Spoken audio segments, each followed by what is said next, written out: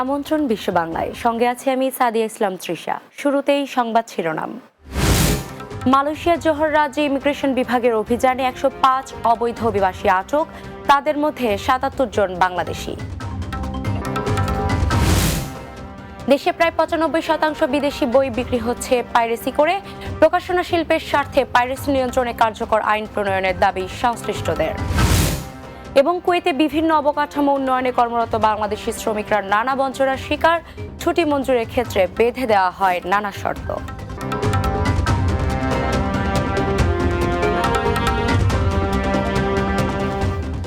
শুনছিলেন শিরোনাম, এবারে বিস্তারিত।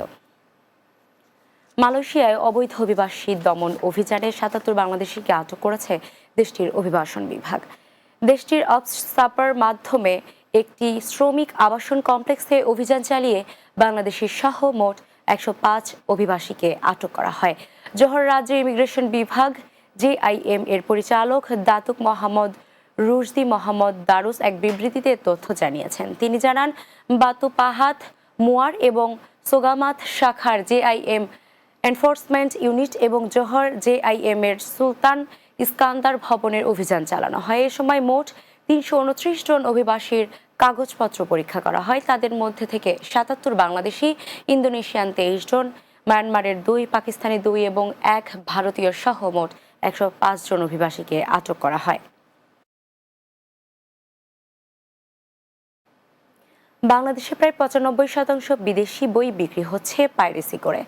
আর অবৈধ এসব বই বাণিজ্যের কারণে অধিকার হারাচ্ছে এর মূল লেখক ও প্রকাশকেরা।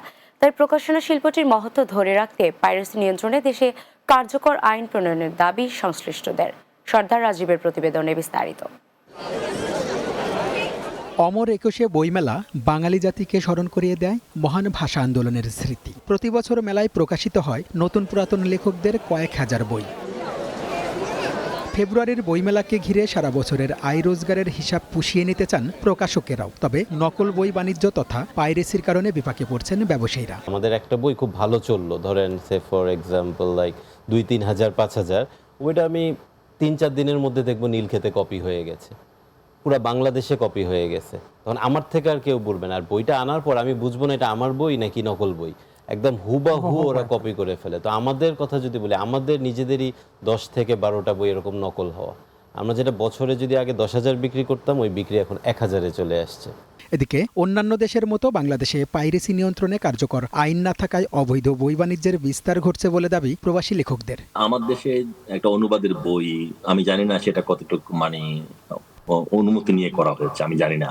হ্যাঁ, দেখে থাকি অসংখ্য বই অনুবাদ করা হয়। তো জাপানের নিয়ম হচ্ছে যে আপনি অনুবাদ করতে হলে প্রকাশনা সংস্থা বা লেখকদের অনুমতি নিয়ে, লিখিত অনুমতি নিয়ে আপনাকে কোথায় কি করবেন সবকিছু করতে হবে। অন্যদিকে পাইরেসি নিয়ন্ত্রণে কার্যকর ব্যবস্থা গ্রহণের দাবি জানিয়ে এই প্রবাসী লেখক বলছেন, লেখকের মর্যাদা নিশ্চিতে অবৈধ বাণিজ্য বন্ধ করা জরুরি।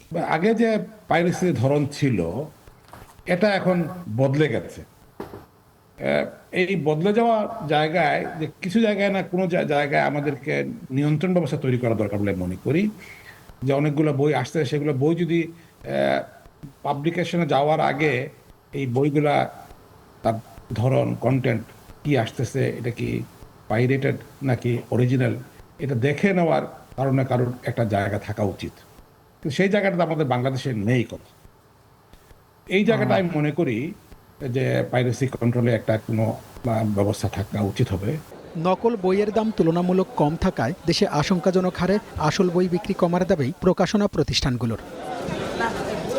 সর্দার Rajib, Bangla TV, news desk. মধ্যপ্রাচ্যের দেশ কুয়েতে বিভিন্ন অবকাঠামো উন্নয়নে বাংলাদেশি শ্রমিকদের রয়েছে ব্যাপক ভূমিকা, অথচ তারা দেশটিতে নানা বঞ্চনার শিকার হচ্ছেন। প্রবাসীদের অভিযোগ, চুক্তির মেয়াদ শেষে অথবা পারিবারিক জরুরি প্রয়োজনে শ্রমিকরা দেশে ছুটিতে যেতে চাইলে অথবা ছুটি মঞ্জুর করাতে কুয়েতের বেশিরভাগ কোম্পানিগুলোতে দায়িত্বরত বাংলাদেশি সুপারভাইজার ম্যানেজারকে ঘুষ দিতে হয়, নয়তো ছুটি মঞ্জুর হয় না অথবা পাসপোর্ট দেওয়া হয় না। কুয়েতে প্রতিনিধি আহদ জুবেদ জানান, দেশটিতে অবাঞ্ছিত বাংলাদেশ দূতাবাসে আয়োজিত গণশুনানিতে এমন অভিযোগ করেন কুয়েত প্রবাসী সমাজকর্মী মহসিন পারভেজ। তিনি অভিযোগ করে বলেন, একজন প্রবাসী টানা 6 বছর কাজের পর দেশে ছুটিতে যেতে চাইলে তার কাছে বাংলাদেশি সুপারভাইজার 100 কুয়েতি দিনার দাবি করেন।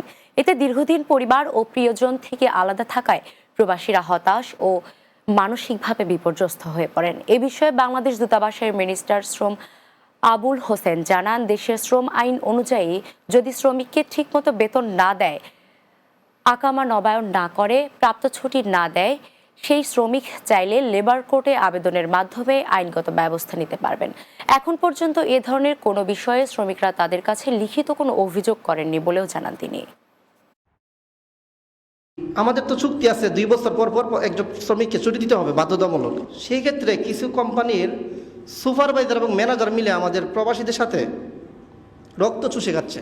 হ্যাঁ বলছে আকামা লাগা পরে তোদের টাকা দিব। আজকে আমাদের প্রায় 6 মাস হয়ে গেছে, হ্যাঁ আমাদের কোনো টাকা দেয় নাই।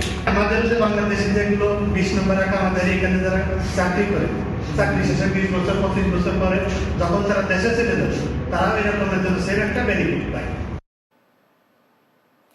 বিশেষ চাহিদা সম্পন্ন শিশু কিশোরদের জীবনমান উন্নয়নের লক্ষ্যে সিলেটে গণমাধ্যম কর্মীদের সাথে মত বিনিময় করেছেন যুক্তরাজ্য ভিত্তিক দাতব্য সংস্থা ইস্ট হ্যান্ড চ্যারিটি। সোমবার নগরীর স্থানীয় একটি অভিজাত হলরুমে এ মত বিনিময় সভা অনুষ্ঠিত হয়। এ সময় আন্তর্জাতিক এই সংস্থাটির বিভিন্ন কার্যক্রম তুলে ধরেন উদ্যোক্তারা।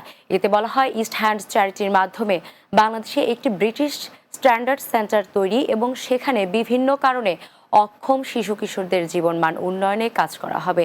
এর মধ্যে রয়েছে অন্ধ ও বোবা শিশুদের জন্য শিক্ষা কার্যক্রম, খাদ্য সহায়তা প্রদান এবং ফ্রি চিকিৎসা সেবা সহ 9 থেকে 19 বছর বয়সীদের জন্য খেলাধুলার প্রশিক্ষণের ব্যবস্থা করা। সবাই উপস্থিত ছিলেন ইস্ট হ্যান্ডের চেয়ারম্যান ও ট্রাস্টি নবাবুদ্দিন, চ্যারিটির অ্যাম্বাসেডর পলি রহমান, চ্যারিটির ট্রাস্টি বাবলু হক এবং কোঅর্ডিনেটর ও লন্ডন বাংলা প্রেস ক্লাবের কোষাধ্যক্ষ সালেহ আহমেদ সহ অনেকে। 2020 সালে যাত্রা শুরুর পর থেকে বাংলাদেশ মধ্যপ্রাচ্য ও আফ্রিকার পাশাপাশি ব্রিটেনের স্থানীয় কমিউনিটি উন্নয়নেও কাজ করছে প্রবাসী বাংলাদেশিদের প্রতিষ্ঠান ইস্ট হ্যান্ড চ্যারিটি।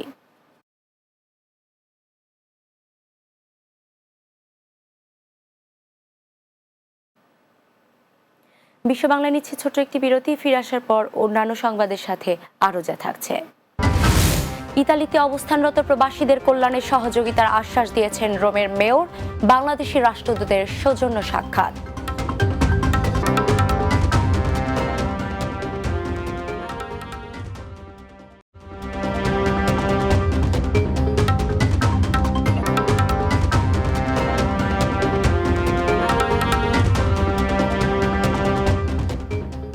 বিরতির পর বিশ্ব বাংলায় স্বাগত আরও একবার।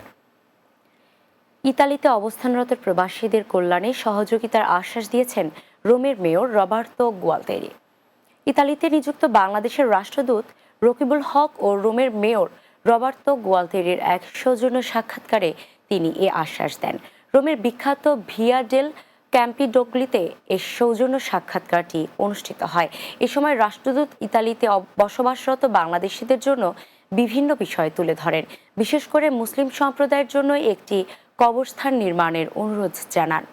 বাংলাদেশি অভিবাসীরা ইতালির সমাজ ও অর্থনীতিতে গুরুত্বপূর্ণ ভূমিকা রাখছে, তাই তাদের ধর্মীয় ও সামাজিক চাহিদাগুলোর প্রতি দৃষ্টি দেওয়ার দাবি জানান তিনি। মেয়র রবার্তো গুয়ালতেরি রাষ্ট্রদূতের উত্থাপিত বিষয়গুলোর প্রতি সহানুভূতি প্রকাশ করেন এবং বাংলাদেশি সম্প্রদায়ের কল্যাণে রোম সিটির প্রশাসনের সর্বাত্মক সহযোগিতার আশ্বাস দেন। কাতারে বসবাসরত Bangladesh Sweden polytechnic institute Kaptai এর প্রাক্তন ছাত্রদের বার্ষিক বনভোজন ও মিলন মেলা অনুষ্ঠিত হয়েছে। কাতার প্রতিনিধি আকবর হোসেন বাচ্চু জানান, রাজধানীর দোহার আল মাপতাম পার্কে দিনব্যাপী এ আয়োজন করা হয়। প্রতিষ্ঠানটির 33তম ব্যাচের শিক্ষার্থী বখতিয়ার হোসাইনের পরিচালনায় এতে সভাপতিত্ব করেন 29তম ব্যাচের শাহ আলম।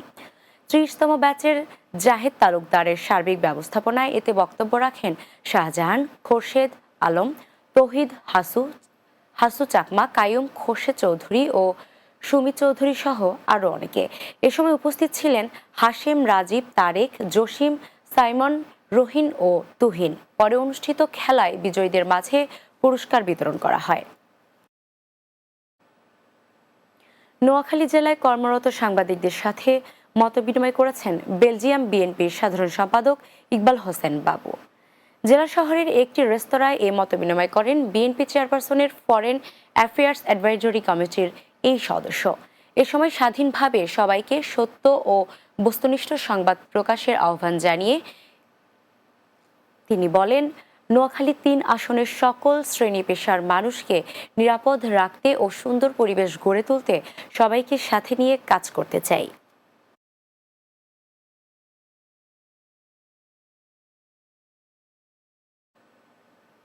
শেষ করছি বিশ্ব বাংলা, তবে যাওয়ার আগে শিরোনামগুলো আরও একবার। মালয়েশিয়ায় জোহর রাজ্যে ইমিগ্রেশন বিভাগের অভিযান, ১০৫ অবৈধ অভিবাসী আটক, তাদের মধ্যে ৭৭ জন বাংলাদেশি। দেশে প্রায় ৯৫% বিদেশি বই বিক্রি হচ্ছে পাইরেসি করে, প্রকাশনা শিল্পের স্বার্থে পাইরেসি নিয়ন্ত্রণে কার্যকর আইন প্রণয়নের দাবি সংশ্লিষ্টদের। কুয়েতে বিভিন্ন অবকাঠামো উন্নয়নে কর্মরত বাংলাদেশি শ্রমিকরা নানা বঞ্চনার শিকার, ছুটি মঞ্জুরের ক্ষেত্রে বেঁধে দেওয়া হয় নানা শর্ত। এবং ইতালিতে অবস্থানরত প্রবাসীদের কল্যাণে সহযোগিতার আশ্বাস দিয়েছেন রোমের মেয়র, বাংলাদেশের রাষ্ট্রদূতের সৌজন্য সাক্ষাৎ।